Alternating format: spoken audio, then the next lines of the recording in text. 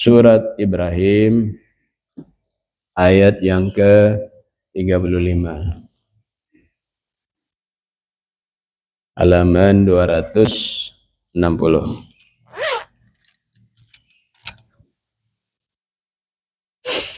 A'udzu billahi minasy syaithanir rajim.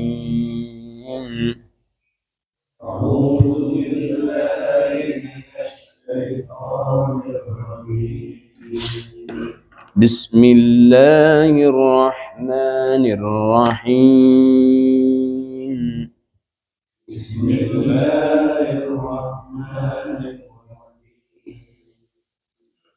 وإذ قال إبراهيم رب اجعل هذا البلد آمنا واجنبني وبني أن نعبد الأصنام. وإذ قال إبراهيم رب اجعل هذا البلد آمنا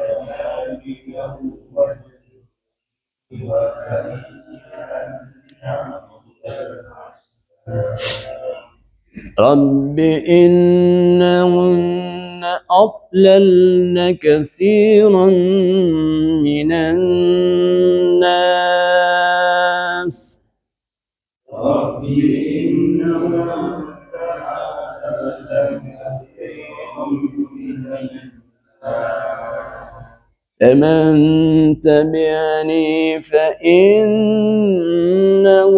مني ومن عصاني فإنك غفور رحيم. فمن تبعني فإنه مني ومن عصاني فإنك غفور رحيم. ربنا إني أسكنت من ذريتي بواد غير ذي زرع عند بيتك المحرم.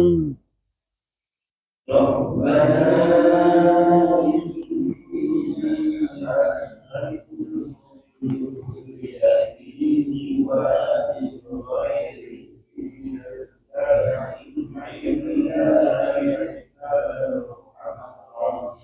ربنا ليقيموا الصلاة فاجعل أفئدة من الناس تهوي إليهم. ربنا ليقيموا الصلاة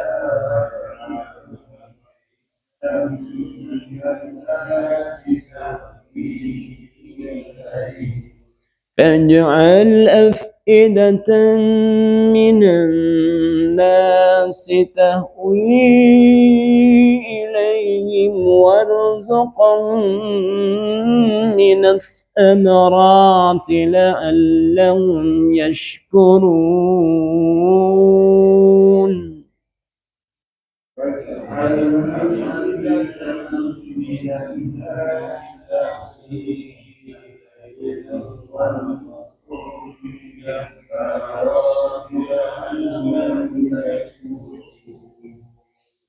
ربنا إنك تعلم ما نخفي وما نعلن. ربنا إنك تعلم ما نخفي وما نعلن وما يخفى على الله من شيء في الأرض ولا في السماء.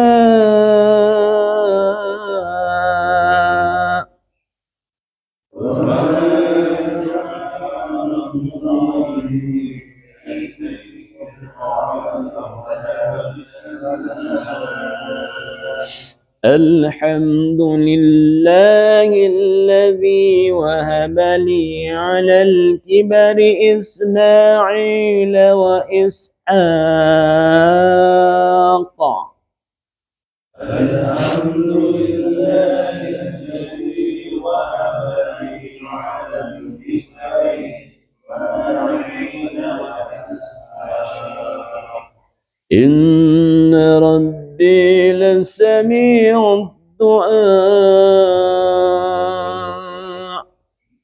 إن ربي لسميع الدعاء رب اجعلني مقيم الصلاة ومن ذريتي رب اجعلني مقيم الصلاة ومن ذريتي ربنا وتقبل دعاء ربنا وتقبل دعاء ربنا اغفر لي ولوالدي وللمؤمنين يوم يقوم الحساب ربنا اغفر لي ولوالدي وللمؤمنين يوم يقوم الحساب صدق الله العظيم. صدق الله العظيم. Belum kepada Allah, nama Allah yang maha pengasih dan maha penyayang. Dan ingatlah ketika Ibrahim berdoa, ya Tuhan, jadikanlah negeri ini negeri yang aman dan jauhkanlah aku beserta anak cucuku agar tidak. Ya Tuhan, berhala-berhala itu telah menyesatkan banyak dari. Barang siapa mengikutiku maka orang termasuk Allah. Dan barang siapa mendurhakaiku maka Engkau maha pengampun.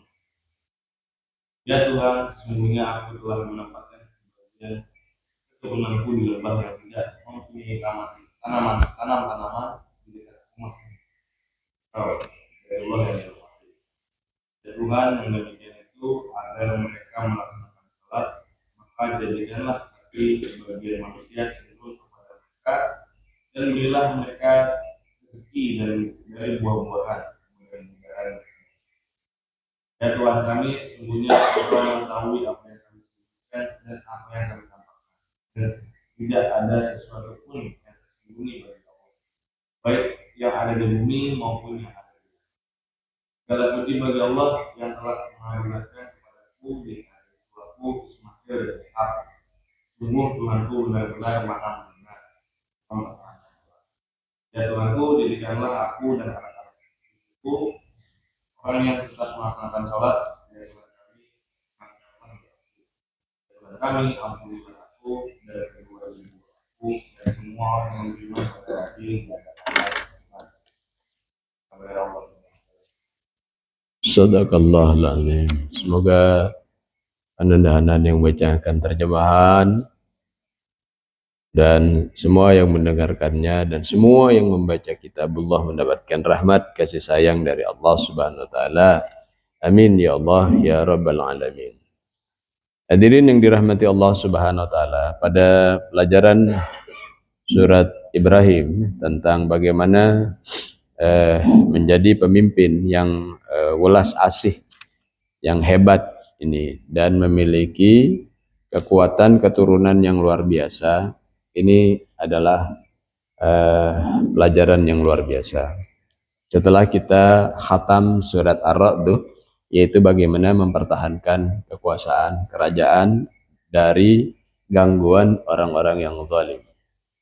Hadirin yang dirahmati Allah Subhanahu wa taala, pada pagi yang mulia ini kita melanjutkan pada perintah Allah. Perintah Allah untuk mengingat dan tidak boleh melupakan sejarah. Wa'idh itu adalah perintah dari Allah. Ingat begitu. Jadi agar kita tidak melupakan sejarah, karena sejarah itu akan berulang, apalagi ini sejarahnya the superhero. Sejarahnya para nabi, pahlawan yang bukan hanya cerita-cerita komik, tapi ini adalah pahlawan, the superhero yang real menghadapi berbagai permasalahan.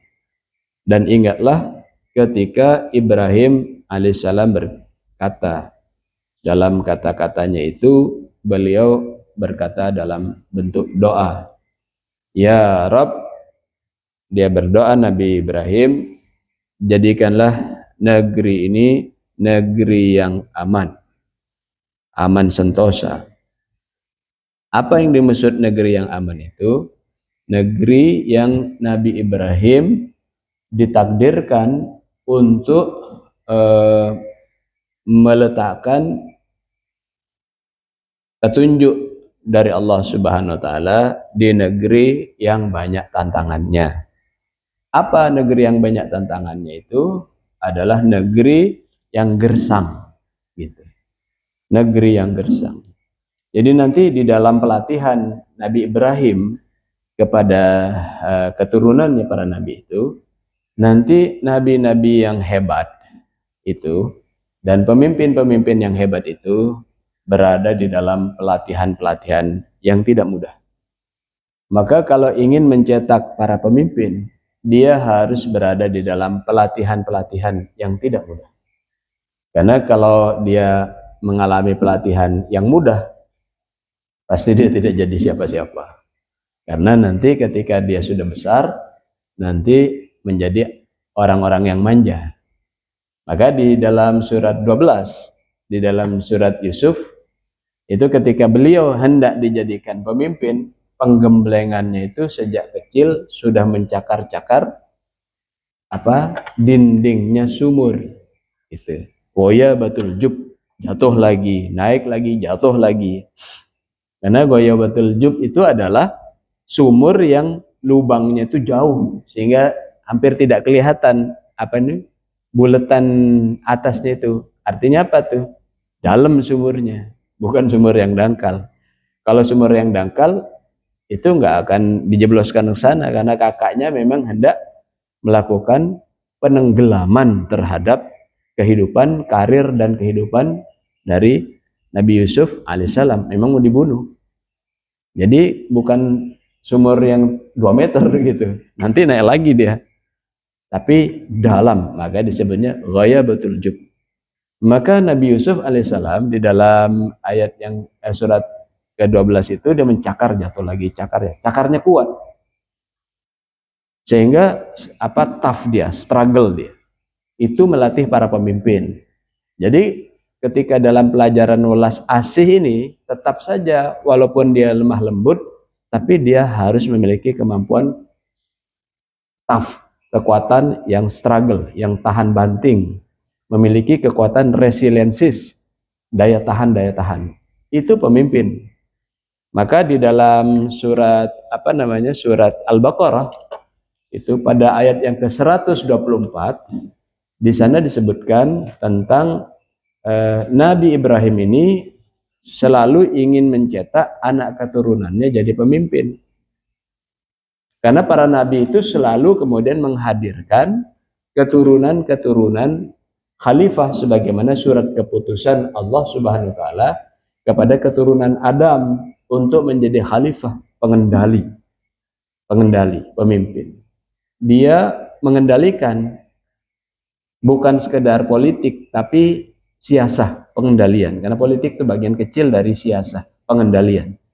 Mengendalikan sumber daya.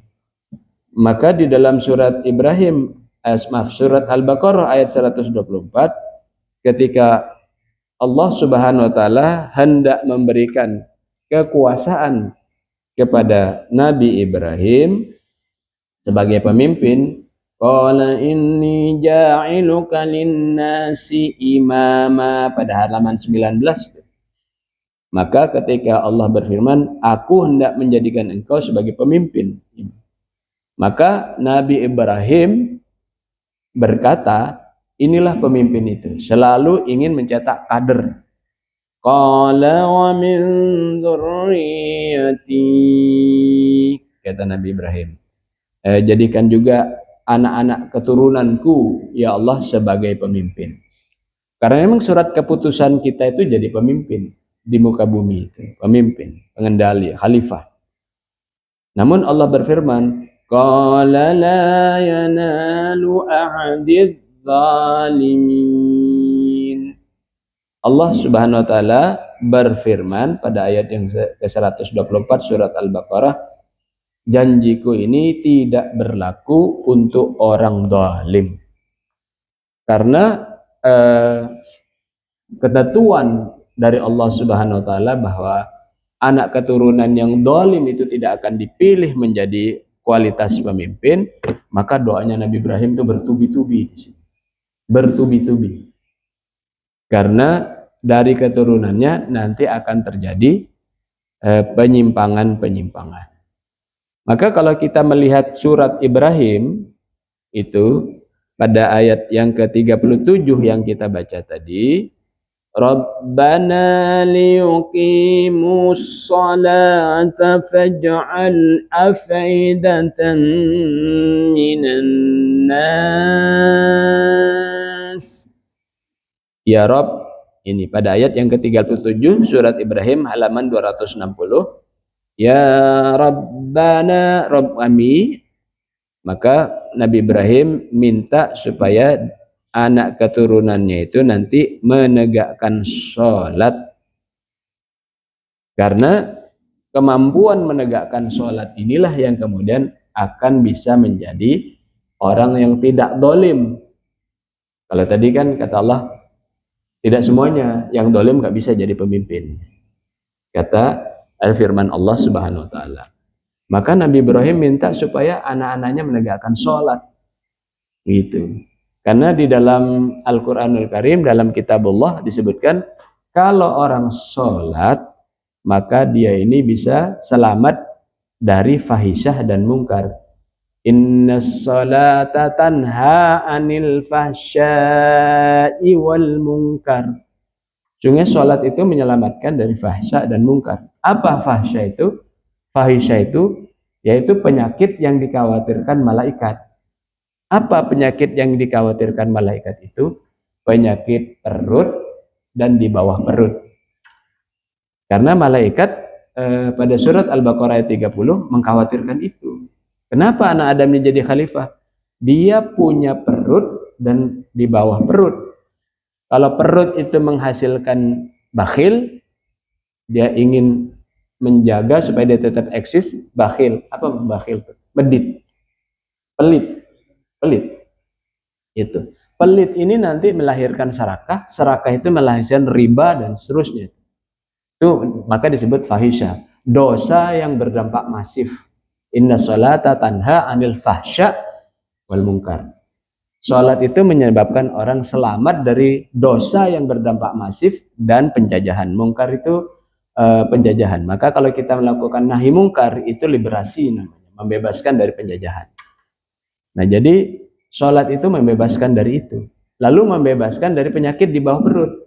Apa di bawah perut itu? Zina. Yang kemudian merusak martabat, merusak keturunan, merusak keyakinan untuk memberikan warisan, ragu dan sebagainya. Nah malaikat khawatir itu nanti terjadi bahaya, kedolimannya itu kan tadi tidak, kata firman Allah itu. Tidak Ibrahim, nggak bisa semuanya jadi pemimpin. Yang dolim nggak bisa. Kenapa? Karena orang dolim yang melakukan penggelapan, dolim itu kan gelap. Yang melakukan penggelapan itu urusannya pidana. Penggelapan MBG itu misalnya, itu pidana itu. Penggelapan tuh, zalim tuh penggelapan fungsi mata, penggelapan amanah, penggelapan tangan dan sebagainya. Itu zalim. Nggak bisa Ibrahim itu jadi pemimpin, nggak bisa. Maka harus dengan sholat. Nah, sholat itu menyelamatkan juga dari fahisya dan mungkar. Malaikat bilang, mengapa ini menjadikan khalifah keturunan Adam termasuk Ibrahim dan keturunannya? Kenapa menjadi khalifah? Dia nanti bisa saling bunuh. Ataja'alu fiha man yufsidu fiha wa yasfikud dima. Al-Baqarah 30. Kenapa yang menjadikan khalifah pemimpin? Dia itu punya perut dan punya di bawah perut kemaluan. Dia butuh eksistensi. Dia butuh hasrat untuk memenuhi yang di bawah perut.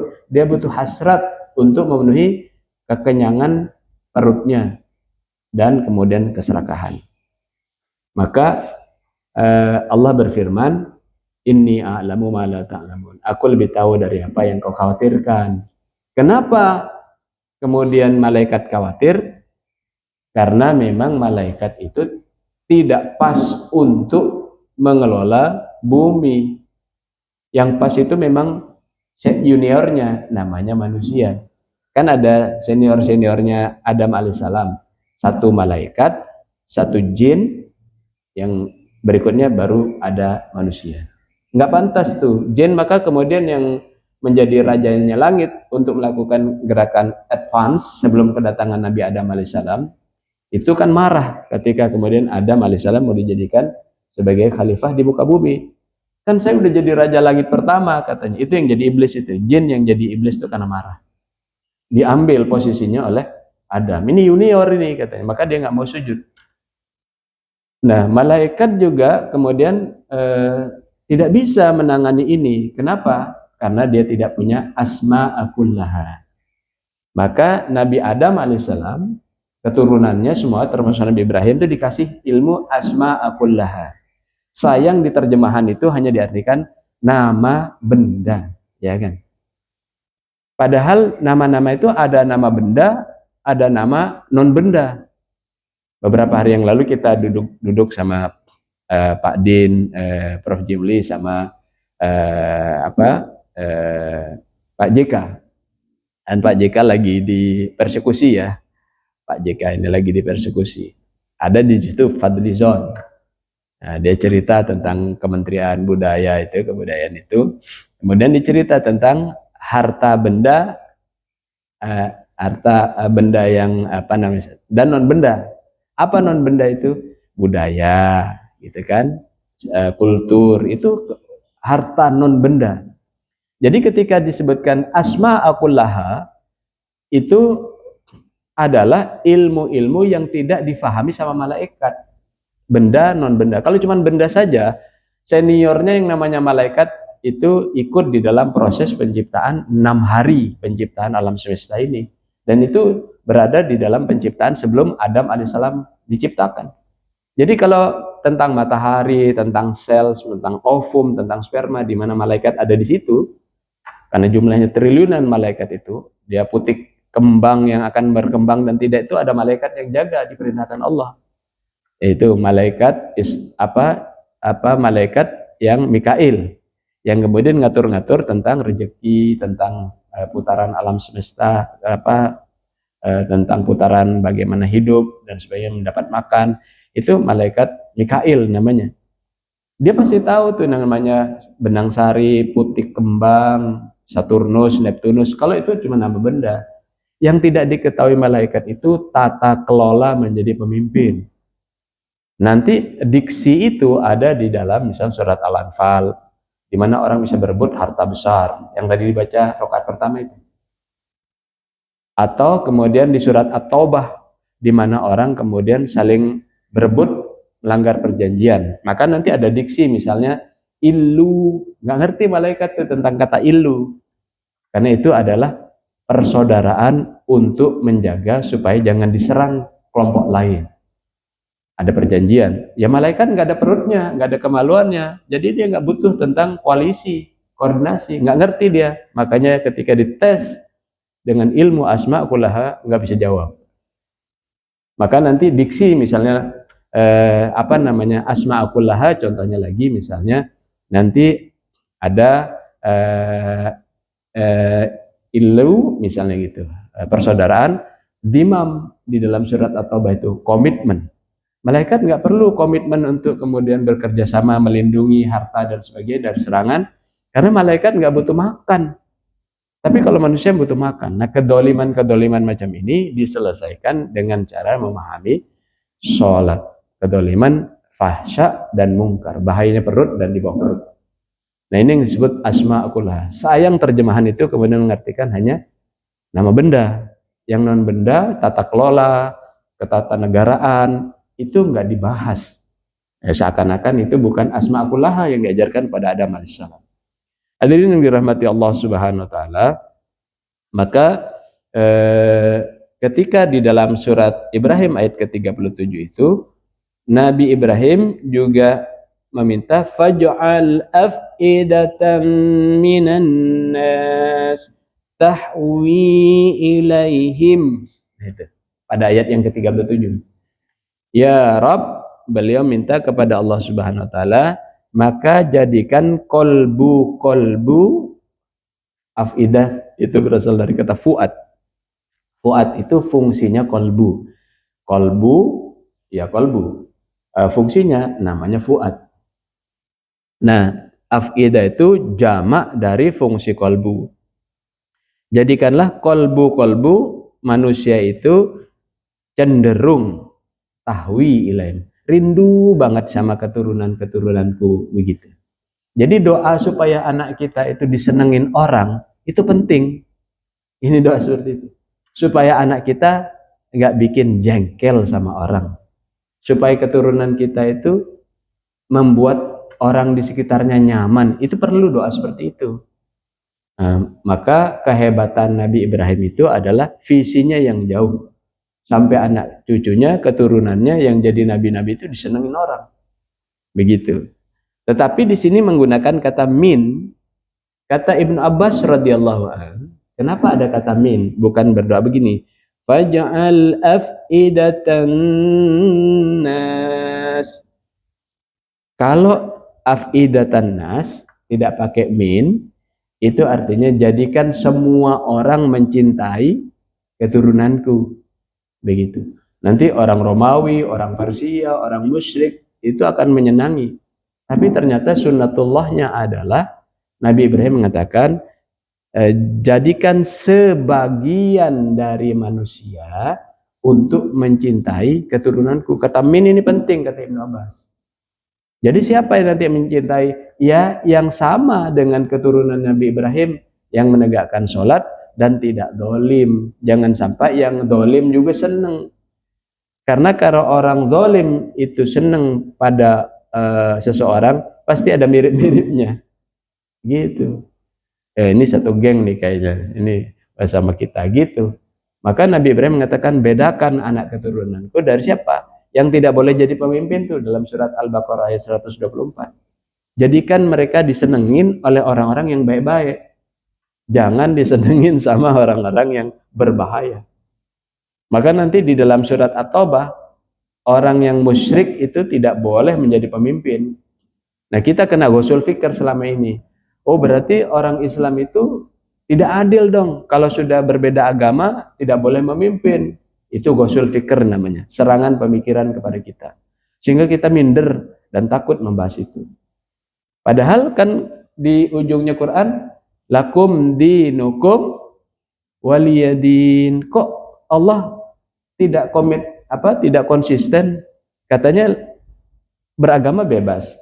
Lakum dinukum waliyadin. Kok kalau non muslim nggak boleh memimpin? Kan itu ghusul fikr, serangan pemikiran kepada kita, sehingga kita minder untuk menjelaskannya karena tidak mengerti asma'akullaha. Diksi-diksi yang diajarkan oleh Allah Subhanahu wa taala kepada Nabi Adam alaihissalam yang termaktub di dalam kitabullah. Kenapa? Karena kita tidak membedah diksi-diksi, tidak tadabbur. Jadi kita minder. Katanya, kata orang kafir, katanya la ikraha fiddin, tidak ada paksaan dalam agama. Kok kami nggak boleh memimpin? Nah, nanti dijelaskan di dalam chapter 9. Yang tidak boleh memimpin itu ada 4. Musyrik, ulama busuk, kemudian orang munafik, dan kemudian orang zalim. Apa musyrik ini? Musyrik itu mempersekutukan sesuatu selain Allah. Jadi walaupun KTP-nya Islam bisa juga melakukan itu. Apa yang dipersekutukan itu? Pernah kita membahasnya dalam surat At-Taubah ayat ke-24. Anak, pasangan, kerabat, harta, bisnis, dan sebagainya. Secara tangible, secara terukur, yang bisa dijadikan kemusyrikan itu adalah seperti dalam surat Ali Imran ayat ke-14. Zuyyina linnasi hubbus syahawati minan nisa wal banin wal qanatiril muqantara minadh dhahabi wal fiddah, yaitu mempersekutukan Allah dengan mengikuti keinginan syahwat. Diberikan pandangan yang indah kepada manusia itu kecenderungan pada perempuan, anak-anak, tumpukan emas, perak, bergunung-gunung, sawah dan ladang, otomotif, kendaraan, kalau dulu kuda. Nah, sehingga mereka kemudian bisa melakukan kemusyrikan itu demi memilih itu dia melanggar komitmen. Itu dijelaskan di dalam surat At-Taubah. Yang disebut musyrik itu begitu. Dia katanya komitmen, dia katanya pengawasan melekat. Kok demi mendapatkan tumpukan harta, gitu. Berapa triliun MBG itu kemarin? Itu yang didapat itu. Kok demi tumpukan harta, dia tidak melakukan komitmen yang disebut zimmah itu, yang tidak dimengerti oleh malaikat. Kenapa mesti ada zimmah, komitmen? Ya, supaya orang berada di dalam rule kesejahteraan dan keadilan, tidak serakah. Lalu ada kata illu, yaitu persaudaraan. Nggak peduli sama rakyat yang lain. Maka yang begitu nggak boleh jadi pemimpin, karena karakternya karakter musyrik. Itu nanti dijelaskan di dalam surat At-Taubah, berapa diksi yang tidak difahami malaikat. Karena malaikat tidak perlu melakukan pertarungan dan membuat koalisi. Kalau manusia, maka di dalam Al-Quranul Karim disebutkan itu ketika Nabi Ibrahim itu minta negerinya aman, maka kemudian oleh Allah Subhanahu wa taala dijelaskan sesungguhnya Nabi Ibrahim ini mendapatkan tanah yang aman, padahal manusia di sekitarnya itu adalah dalam keadaan merampok. Itu dalam surat apa namanya yang ke-29. Itu pada ayat yang ke berapa itu? 37 ya. Awalam yarau anna ja'alna haraman aminan wa yatakhattafun nasu min hawlihim. Tidakkah mereka memperhatikan bahwa kami Allah telah menjadikan Makkah itu, negeri mereka itu, tanah suci yang aman. Maka kalau kita naik haji itu kan haram, haram, haram, haram. Itu kan. Itu artinya negeri yang mulia, yang aman. Haram, haram, haram, haram. Mau ke Makkah, ya kan. Naik taksi itu. Haram, haram, haram, haram. Itu negeri yang mulia itu di mana di sekitarnya itu masih saling merampok. Gitu. Nah ini tidak difahami oleh malaikat. Kok ada ya maksudnya merampok-merampok, saling bunuh, saling tusuk? Ya iya, karena mereka ingin berebut supaya dinastinya dapat makan. Ada cadangan energi, ada cadangan pangan.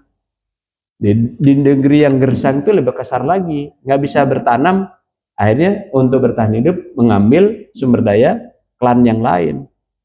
Ini nggak difahami sama malaikat. Gitu, bahwa nanti manusia yang punya perut dan punya kemaluan itu bisa melakukan itu. Maka Adam alaihissalam perlu mendapatkan ilmu-ilmu asma'akullaha, mengetahui tentang ilmu kesusastraan, ilmu tentang sosial budaya, ilmu tentang pengaturan manusia. Itu semua ada di kitabullah. Maka yang bisa memahami kitabullah itu bisa menjadi mulia. Maka disebut Qur'annya Al-Quranul Karim. Nah, hadirin yang dirahmati Allah Subhanahu wa taala, maka di Makkah itulah kemudian dibangun peribadatan pertama kali, rumah pertama kali. Jadi Nabi Adam alaihissalam ketika datang ke bumi itu pertama kali membangun rumah, bangunan itu namanya Makkah. Itu ada di dalam surat Ali Imran ayat 96. Inna awwala baitin wudi'a lin-nasi lalladzi bi Bakkah mubarakah wa hudan lil alamin. Bangunan yang pertama kali dibangun itu ada di Makkah, tapi menggunakan huruf ba, bukan Makkah tapi Bakkah. Itu artinya tempat menangis, buka. Buka itu menangis. Jadi Makkah itu tempat orang langsung mendapatkan nasihat kalau memang dikehendaki Allah. Kalau enggak ya enggak dapat hidayah. Maka seringkali orang tuh dibalas kalau naik haji kan, ada salah apa-apa tuh dibalas di sana tuh. Maka orang yang mau naik haji suruh tobat kan, tobat dulu nanti dibalas. Ada jemaah teman saya dulu haji itu tiba-tiba ketika tawaf ditonjok ini bengkak sini. Kenapa itu? Ada yang nonjok katanya. Dia nggak tahu siapa yang nonjok itu. Istighfar, istighfar, istighfar. Nah setelah itu kemudian istighfar. Kita tanya kenapa? Sebelum berangkat haji, dia kan jual bensin, eceran. Kemudian diledekin sama angkot, itu bensin ecerannya dioplos katanya. Badannya tinggi besar dia. Begitu angkot tuh lewat itu lagi macet, langsung ditonjok supirnya itu dari samping. Itu persis tanjokannya pas di Ka'bah itu. Jadi istighfar, istighfar. Ada yang kemudian kawan itu buang air darah, kencingnya darah. Oh katanya, darah semua yang keluar. Istighfar, istighfar, istighfar. Akhirnya sembuh dan sebagainya. Maka Makkah itu tempat orang menangis. Teguran awal. Kalau dapat hidayah. Ada yang datang sana nggak ngeliat Ka'bah kan? Masuk ke Masjidil Haram nggak ngeliat Ka'bah. Masuk udah, tapi nggak ngeliat Ka'bah. Mana Ka'bah katanya? Orang lain pada nangis. Dia nggak ngeliat Ka'bah. Mana katanya Ka'bah itu? Karena kesibukannya dengan rentenir. Naudzubillahi min dzalik. Jadi bangunan yang pertama kali dibangun dalam surat Ali Imran ayat 96 itu namanya Ka'bah, ada di Makkah, tempat orang menangis. Nah ini yang kemudian didoakan oleh Nabi Ibrahim alaihissalam supaya keturunannya kemudian mendapatkan petunjuk. Hadirin yang dirahmati Allah Subhanahu wa taala. Maka di dalam surat Ibrahim dengan banyak doa-doa ini digambarkan juga tentang persiapan menuju hari yauma yaqumul hisab pada ayat yang ke-41 itu. Apa persiapan hari yaqumul hisab? Yaqumul hisab itu secara bahasa adanya hari yang nanti pasti akan tegak gitu. Akan terjadi. Yaqumul hisab, benar-benar terjadi gitu. Makanya menggunakan yaqumul hisab. Sebagaimana dikatakan dalam bahasa Arab itu qamatis suqu wal harb. Pasar dan perang benar-benar sudah terjadi, terwujud. Nah, itu. Jadi yaqumul hisab itu adalah hari yang pasti nanti akan terjadi. Karena keyakinan akan kepastian itu, maka orang kemudian takut kepada Allah dan hari akhir. Maka takut kepada hari akhir itu harus ada di dalam dada. Sehingga ketika urusan-urusan yang urusan kehidupan sehari-hari, hablum minan nas itu harus dibuktikan dengan rasa takut di dalam dada. Misalnya barang siapa takut kepada Allah dan hari akhir, maka hendaklah fal yukrim dhaifahu. Man kana yu'minu billahi wal yaumil akhir fal yukrim dhaifahu. Barang siapa yang benar-benar beriman kepada Allah dan hari akhir, maka muliakan tamunya. Man kana yu'minu billahi wal yaumil akhir fal yukrim jarahu. Barang siapa yang beriman kepada Allah dan hari akhir, maka muliakan tetangganya. Man kana yu'minu billahi wal yaumil akhir falyakul khairan aw liyasmut. Barang siapa yang benar-benar beriman pada Allah dan hari akhir, berkata yang baik atau diam. Karena di antara manusia-manusia itu ada yang berKTP Islam tapi tidak valid. Surat 2 ayat ke-8. Wa minan nasi may yaqulu amanna billahi wa bil yaumil akhir wa ma hum bimu'minin. Di antara manusia itu ada yang mengaku beriman pada Allah dan hari akhir tapi dia sebenarnya tidak beriman. Karena tidak sesuai validasi dan standarisasi tentang bagaimana berislam sebagaimana perintah dari Allah dan para rasulnya. Hadirin yang dirahmati Allah Subhanahu wa taala, maka visi yang dimiliki oleh Nabi Ibrahim itu diberikan rewardnya oleh Allah fid dunya wal akhirah. Diberikan anak keturunan para nabi. Ya.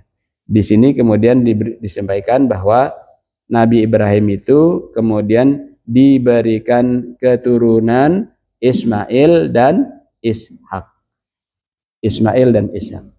Ismail yang kita bahas waktu kurban kemarin itu, bagaimana coba lihat dialog Ibrahim dengan Ismail alaihissalam itu, yaitu ketika kemudian Nabi Ibrahim dan Ismail itu berdialog hendak menyembelih kan, hendak menyembelih gitu. Lalu ada domba, domba itu disebutkan di dalam kitab Taurat dan kemudian dijelaskan oleh Sayyidina Ali kepada orang Yahudi termasuk dari hewan yang tidak dilahirkan Itu kan ada hewan tidak dilahirkan tuh, yaitu untanya Nabi Soleh yang keluar dari batu.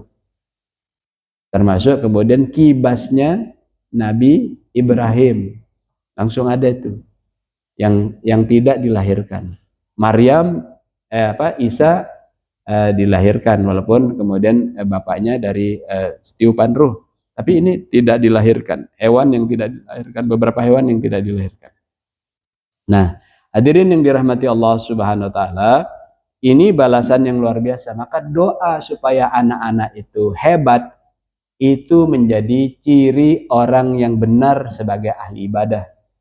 Surat 25 ayat 63 itu kemudian mengajarkan bahwa wa ibadur rahmanil ladzina yamshuna 'alal ardi hauna wa idza khatabahumul jahiluna qalu salama.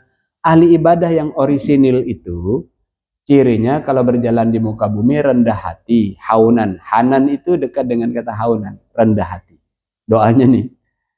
Dan kalau dia bertemu dengan kebodohan manusia, dia menjadi problem solver. Itu surat 25 ayat 63. Dia kasih solusi dia.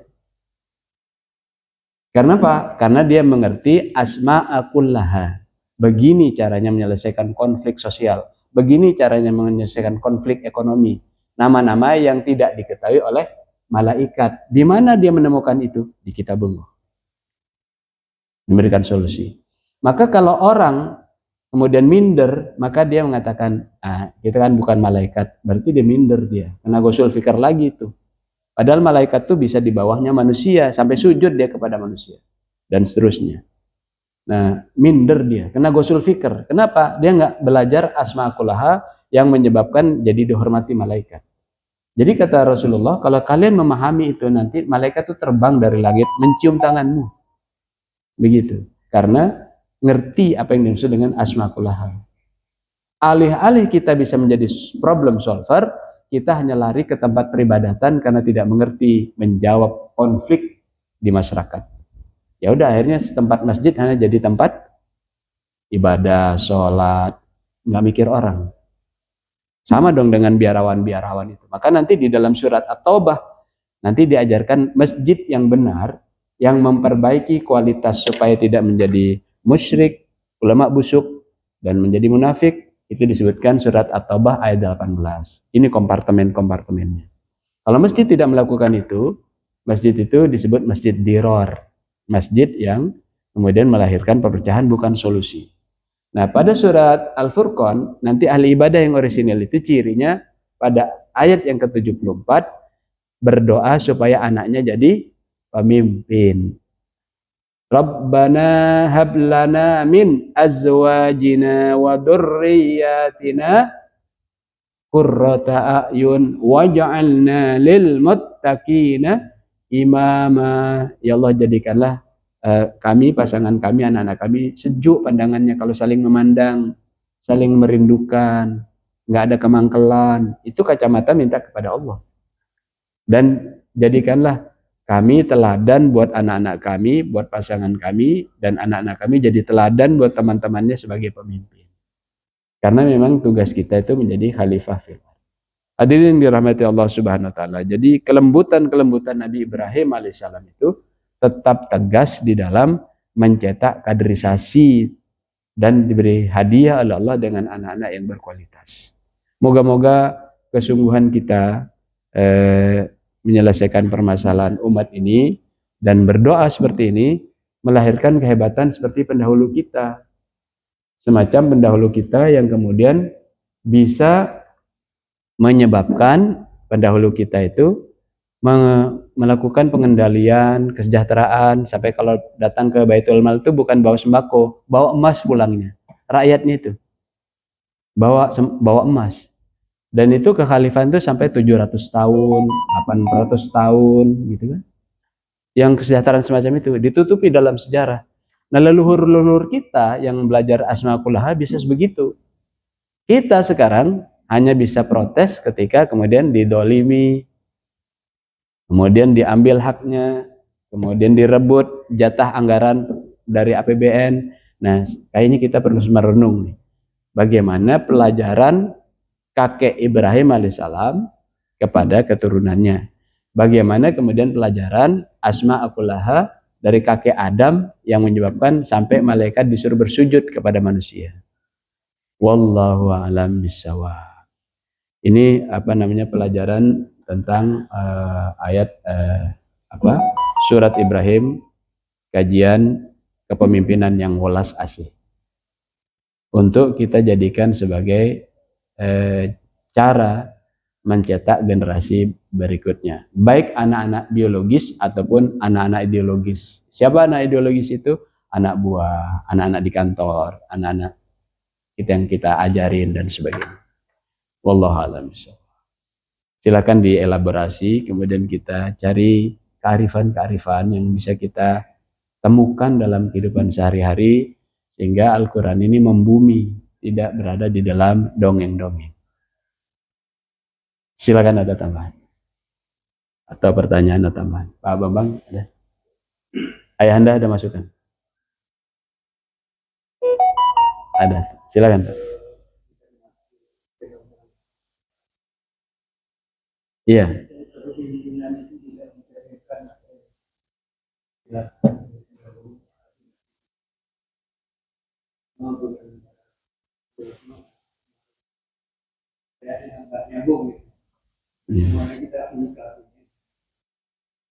Iya. Keren ini. Keren. Sehingga apa yang terjadi di hadapan kita bisa coba analisa dan selesaikan dengan kitabullah. Komunikasi yang tidak nyambung. Nanti kita akan bedah di chapter leadership sebentar lagi. Ya. Ada tambahan pertanyaan? Pak Yasin? Pak Supri? Baik. Jadi asma'akullaha itu kemampuan Nabi Adam alaihissalam yang tidak diketahui ilmunya sama malaikat. Jadi ketika dites Nabi Adam bisa menjawab sesuatu yang tidak diketahui sama malaikat. Gitu. Baik nama benda ataupun non benda. Itu. Apa itu? Nanti dijelaskan di dalam chapter, kalau konteksnya kepemimpinan, itu di chapter nomor 4. Chapter nomor 4 itu namanya surat An-Nisa. Di sana kemudian kita belajar tentang kepemimpinan. Kalau chapter 3 itu karakter building untuk masuk kepada iron stock, masuk kepada calon pemimpin. Kalau chapter 4 pelatihan kepemimpinan. Apa iron stock yang akan disiapkan? Itu di chapter 3 surat Ali Imran itu nanti disebutkan kakeknya bagus, anaknya bagus, cucunya bagus. Begini iron stocknya yang harus dipersiapkan, iron stocknya itu. Apa generasi yang bagus itu? Doanya dari sang kakek terhadap anaknya itu, yaitu supaya anaknya jadi muharraran. Apa itu? Aktivis masjid. Jadi itu flow-nya nyambung itu, garisnya itu. Nabi Adam alaihissalam ketika turun ke muka bumi untuk mencetak para pemimpin yang hebat sebagai pelaksana khalifah, itu langsung mendirikan masjid namanya Masjidil Haram, Ka'bah itu. Ka'bah itu dibangun. Lalu kemudian berikutnya 40 tahun berikutnya membangun Masjidil Aqsa. Itu yang membangun tuh Nabi Adam alaihissalam. Gitu. Nah, itulah kemudian di dalam Al-Quranul Karim, masjid itu sebagai pencetakan pemimpin yang hebat tuh, yang ulas asih, kayak tadi tuh. Pemimpin yang pandai berdialog, pemimpin yang tegas, dan sebagainya. Dia bisa seperti panglima, kalkoid, dia seperti sebagai orang tua, kalwalid, gitu. Dia juga bisa seperti kasyekh, dia mengajarkan tentang kearifan etika. Itu di sini tuh. Nah, pada surat An-Nisa itu kemudian diajarkan pada ayat yang pertama. Dalam surat An-Nisa itu diajarkan tentang kearifan di dalam kita itu melakukan dialog. Mari kita buka surat An-Nisa. Surat An-Nisa itu pada ayat yang pertama itu ketika kita dijelaskan tentang penciptaan manusia dari Nabi Adam dan pasangannya, ya ayyuhan nas, wahai orang yang mengaku manusia, human being, yang benar dia mengerti tentang kemanusiaan. Gitu, bukan sok terlihat humanis tapi benar-benar manusia. Itu panggilan itu. Ya ayyuhan nas, ittaqu rabbakum, takutlah kalian kepada Rabb kalian. Alladzi khalaqakum min nafsin wahidah, yang itu diciptakan kalian dari jiwa yang satu, lalu kemudian diciptakan darinya pasangannya. Itu. Wabatha minhuma rijalan katsiran wa nisa, lalu nanti keturunannya banyak. Nah, ini yang menarik. Wattaqullah, takutlah kalian kepada Allah. Alladzi tasaaluna bihi wal arham. Ini dahsyat ini, potongan ini. Takutlah kalian kepada Allah, di mana dengan namanya kamu saling berdialog. Nah, di sini kemudian di terjemahan tuh kamu saling meminta. Ya, memang sa'ala itu bisa meminta, bisa bertanya, gitu. Tergantung ini secara kamus atau secara semantik. Tapi secara diksisnya itu adalah dalam konteks ini itu saling bertanya. Kalau saling meminta, nanti yang terjadi itu adalah hubungan komunikasi hitung-hitungan. Gitu. Saya sudah ngerjakan ini, kamu ngerjakan apa? Saya sudah ngerjakan ini, kamu ngerjakan apa? Saya sudah begini, kamu ngerjakan apa? Itu namanya komunikasi hitung-hitungan. Karena nanti di dalam surat An-Nisa itu diajarkan kepemimpinan personal, kepemimpinan di dalam organisasi terkecil, namanya keluarga. Keluarga itu dimulai dengan adanya suami dan istri berdua sebelum ada anak dan keturunan. Baru kepemimpinan negara, itu dalam surat An-Nisa. Nah, kemampuan itu dilatih sejak dia memulai hubungan membangun organisasi terkecil.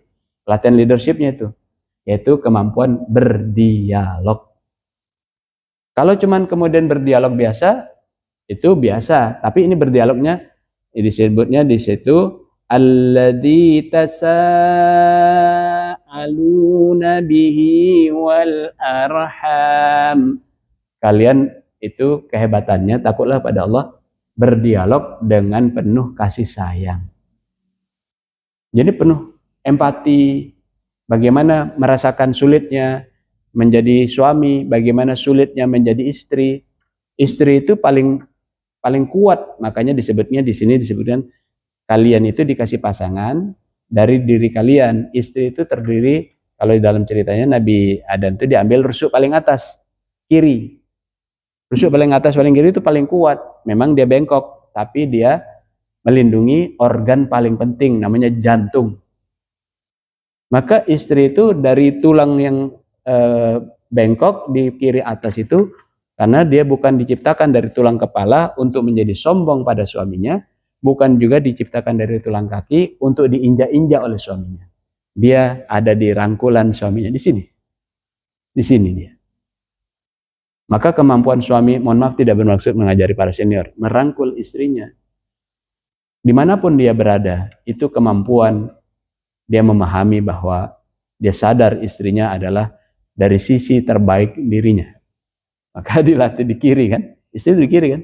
Coba di pasangan kancingnya perempuan, kan di sini perempuan kancing. Kalau laki-laki begini, supaya nggak kelihatan, karena istri selalu di kiri. Itu kearifan. Orang nanya, dalilnya hadisnya mana? Ngaji lagi. Nggak ngerti kearifan, nggak ngerti etika, akhlak dulu, adab dulu, baru kemudian belajar fikih. Nyari dalil tentang kancing yang beda-beda lagi perempuan tuh nggak ngerti, itu artinya surat An-Nisa ayat 1. Nah, jadi kemampuan dialog, baru nanti berdialog dalam organisasi yang lebih besar, organisasi RT, RW, DKM, dan negara. Kalau di dalam keluarga sudah bermasalah, pasti dia kalau jadi pemimpin bermasalah. Jadi kenapa ya nggak muncul dialog yang benar dengan teman-teman, dengan kolega, dalam organisasi yang besar? Jawabannya adalah karena tidak terlatih berdialog di dalam organisasi yang paling kecil. Dapat dipastikan bahwa mereka yang bermasalah dengan konflik koordinasi itu di dalam keluarganya bermasalah dialog antara dia dengan pasangannya atau dia dengan anak-anaknya. Pasti itu. Dan itu firman Allah. Maka sebelum membahas tentang ayat-ayat berikutnya tentang key performance indicator, kemampuan memimpin, di dalam surat An-Nisa itu ayat pertamanya langsung itu, kemampuan berdialog. Kalau nggak mampu dialog, nanti ketika dia dapat jabatan SK sebagai pemimpin, dia nggak bisa dialog dia dengan bawahannya. Kalau dia kemudian dikasih tugas pekerjaan, dia nggak bisa berdialog dengan atasannya. Kenapa? Di keluarganya dia tidak dilatih untuk menjadi leader. Maka dalam surat An-Nisa ini, nanti dia bisa ngurusin anak orang, apalagi anak sendiri. Siapa anak orang itu? Anak yatim. Maka dalam surat An-Nisa ayat kedua, ketiga, terus langsung dikasih task force-nya adalah ngurusin anak yatim. Sayang orang yang kemudian menghina kitabullah itu, surat An-Nisa hanya dicandain sebagai surat bicara poligami, ya kan? Bisa satu, bisa masna, wa thulatsa, wa ruba. Itu pendangkalan terhadap cara mendidik leader. Jadi nanti surat An-Nisa itu mengajarkan anak yatim laki-laki harus dididik sampai jadi qawam, kemampuan qawam, nanti dielaborasi dalam surat An-Nisa 34. Anak yatim perempuan harus dididik sampai solihat, qonitat, hafidhat, bukan hanya dikasih amplop, tapi dia harus dikawal. Nah, pengawalan ini, pembimbingan ini yang merupakan tugas kenabian yang kita minta surat Fatihah tuh. Ngeri itu kalau baca surat Fatihah tuh. Suratal ladzina an'amta alaihim, tuh declare kita. Jadikan saya ya Allah termasuk orang yang berada di jalan yang lurus. Siratal ladzina an'amta alaihim itu apa? Yang lurus, yang diberikan nikmat. Siapa yang diberikan nikmat? Nabi, siddiqin, syuhada, sholihin. Artinya jadi pewaris Nabi. Pewaris Nabi itu tugasnya di dalam chapter 3 nanti dalam karakter building ayat 164 itu melakukan pengawalan. Laqad mannallahu 'alal mu'minina id ba'atsa fihim rasulan min anfusihim yatlu 'alaihim ayati wa yuzakkihim wa yu'allimul kitab, dan seterusnya. Sungguh kalian beruntung karena ketika ada tugas kerasulan itu yang datang kepada kalian itu, dia, para utusan itu memiliki kemampuan mengawal, mendampingi. Jadi kalau dakwah cuman kemudian belajar ceramah, itu bukan dakwah namanya, itu ceramah. Dakwah itu harus sampai kepada pendampingan. Jadi ketika orang dikatakan, jangan main rentenir, jangan main riba. Nanti ketika mereka nanya, misalnya, Pak, saya butuh Pak untuk kehidupan sehari-hari, yang ada hanya pinjol di depan mata saya. Ya wallahu a'lam bishawab. Itu mah bukan dakwah itu ceramah namanya. Jangan bekerja di tempat riba. Terus dia tanya, Pak, saya punya anak yang saya harus bayar sekolahnya, sementara saya bekerja di tempat riba misalnya ya, bank konvensional. Terus kemudian kita bilang begini, ya sudah, wallahu a'lam bishawab. Itu mah bukan dakwah, itu namanya ceramah. Dakwah itu di dalam Al-Quran menggunakan diksi asma'ul kullaha didampingi. Bagaimana solusinya?